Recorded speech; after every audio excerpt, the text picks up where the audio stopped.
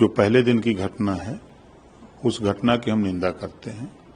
देश में प्रदेश में कानून का राज है और कानून के दायरे में किसी को भी कानून अपने हाथ में लेने की इजाजत नहीं है। रही बात दूसरे दिन की घटना, तो उस व्यक्ति के पास दो आधार कार्ड मिले। तो संविधान के दायरे में एक व्यक्ति के पास एक ही आधार कार्ड की व्यवस्था है। अगर 2 आधार कार्ड आप रखे हैं तो खुद गलत है। अब इधर कल की जो घटना है, ये तो कानून को अपने हाथ में लेने की बात आ गई कि पुलिस को भी चुनौती देना और मारपीट करना, गाड़ी तोड़ना, ये अच्छी बात नहीं है। बाबा साहब डॉक्टर अम्बेडकर जी ने संविधान में जो व्यवस्था दिया है, सबको एक समान दिया है, सबको अधिकार है। लेकिन बाबा साहब ने तो संविधान में व्यवस्था दिया, लेकिन जब इस देश में जातियां बनी तो जातियों के आधार पर उनको काम मिल गया, तो जातियां अपना काम करने लगी। जैसे ब्राह्मण को काम मिला कि वेद पुराण रामायण महाभारत गीता कहने का, दान दक्षिणा लेने का। क्षत्रिय को सुरक्षा का मिल गया, यादव को भैंस रखने का, दूध दोने का, कारोबार करने का। मौर्या को मिल गया मुरई भंटा साग पैदा करने का। प्रजापति को मिल गया मिट्टी का बर्तन बनाने का। धोबी को, कनौजिया को मिल गया कि भाई कपड़ा धोने का। इसी तरह सभी जातियों को अलग अलग काम मिल गया। आज भी उस काम में बहुत से काम लोगों ने छोड़ा। जब संविधान के दायरे में जो बाबा साहब डॉक्टर अम्बेडकर जी ने संविधान में पहले पन्ने पे लिखा, समता स्वतंत्रता बंधुत्व न्याय पर आधारित भारतीय संविधान, तो सबको अधिकार है। लेकिन घर के अंदर आप जाइए, आपने परिवर्तन खुद नहीं ला पा रहे हो। आपके घर में अगर बच्चा पैदा होता है तो उसका नाम आप नहीं रख सकते हो, तब कहां जाते हो? पंडित जी के यहाँ। तब ब्राह्मण को बुलाते हो। आपको अगर बच्चे की जन्म कुंडली बनवानी है तो पंडित जी के यहाँ जाते हो। कथा वार्ता करना है तो वहीं भाग के जाते हो। अब जन्म से लेके मरण तक, अंतिम काम तक वहीं भाग के जाते हो।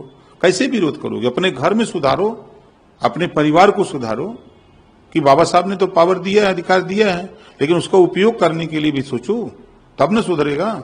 आज बड़ा परिवर्तन आया है। बाबा साहब डॉक्टर अम्बेडकर जी के संविधान के बदौलत बड़ा परिवर्तन आया है।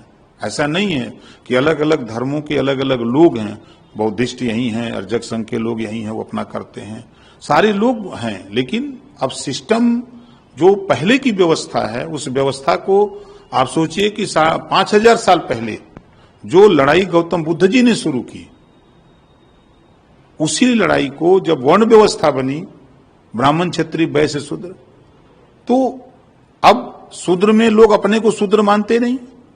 वो सोचते हैं कि हम तो क्षत्रिय बन गए, यादव अब तो क्षत्रिय बन गया, अभी वो अपने को मानता नहीं।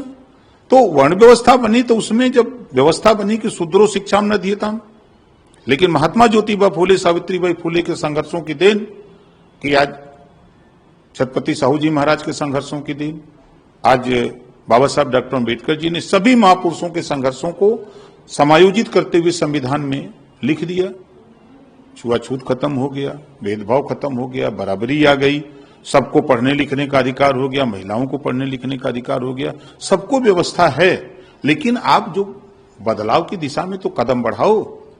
नहीं तो वो तो कदम के वो बढ़ा रहे हैं, कहने लगे क्या, और लेकिन सरकार को ये देखना चाहिए, अगर ऐसा है तो कानून लिया, क्या उस समाज के लोग कथा नहीं पढ़ सकते हैं? आप ये पढ़ सकते। देखिए मैं क्या कह रहा हूं, आप एक तरफ कथा पढ़ने की बात करते हो, दूसरी तरफ वही कथावाचक के घर की बहुएं, उनकी पत्नियां, उनकी माँ, उनकी बहनें, जब बच्चा पैदा होता तो उस कथावाचक से नाम नहीं रखवाती हैं, तब जाती हैं पंडित जी से कि पंडित जी चलिए हमारे घर बच्चा पैदा हुआ, उसका नाम रख दीजिए। जब आप अपने बेटे का नाम नहीं रख सकते हो तो कहां से परिवर्तन ला सकते हो?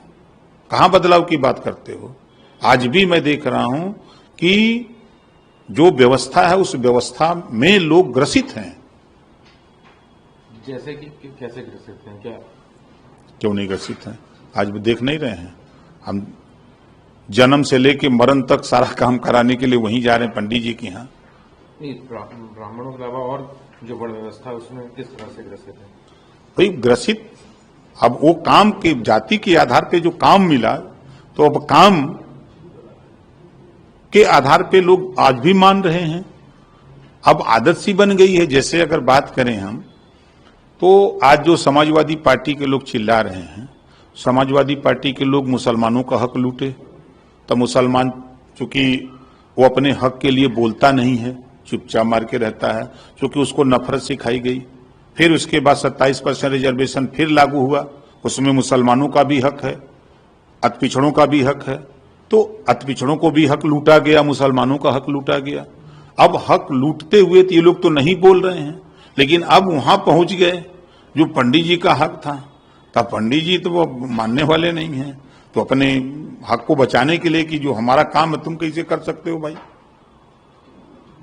सवाल और है, आपने कल 2022 में आप भी उन्हीं की साइकिल पे बैठ के सवार थे। देखिए, कीचड़ साफ करना होता तो कीचड़ में हिलना पड़ता है, ठीक है। समाजवादी पार्टी उठा के देखिए, अब अगर आप इटावा की ही घटना को लीजिए तो आप यादव को बुला करके प्रेस के सामने उसको जो है सम्मानित करते हो और आप उसको पुरस्कार देते हो। पता लगा कि 50,000 रुपया है समथिंग उसको दिए। आप इतनी घटनाएं हुई मुसलमानों के साथ, एक मुसलमान को बुला करके आपने उसको प्रोत्साहित किया कि नहीं आपके साथ अन्याय हुआ है, हम आपके साथ खड़े हैं। एक भी मुसलमान के साथ अगर खड़े हों, किसी राजभर के साथ खड़े हों, किसी पाल पटेल चौहान के साथ, प्रजापति के साथ खड़े हों, नाई गोंड के साथ खड़े हों, किसी दूसरे के साथ खड़े हों। ये अभी तो 2 दिन पहले हमने सुना कि मीटिंग बुलाए तो 2 तरह की मीटिंग की, एक मुसलमानों की मीटिंग की है, एक पासमानदा मुसलमानों की मीटिंग की है, अलग दो वर्ग बना दिए। और दोनों से कह रहे हैं कि देखो भाई, आपके ऊपर जुल्म जाति अत्याचार होगा तो हम नहीं बोलेंगे।